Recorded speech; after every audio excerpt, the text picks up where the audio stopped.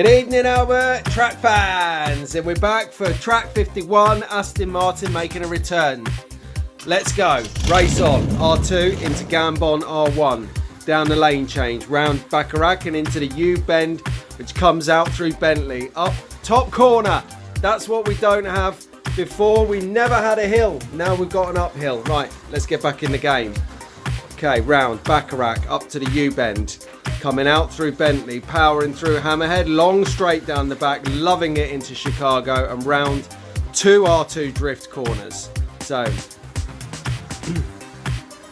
let's take it easy. You can see the Aston Martin in all its glory.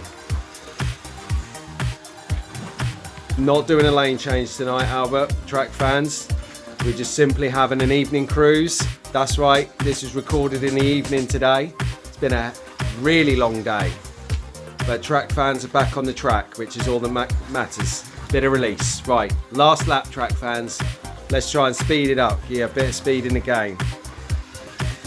What? Boom. Oh, go on then, one more lap. Here we go.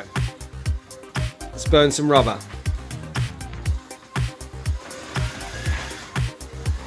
Right, there you go. Track fans, Albert. Take it easy, guys.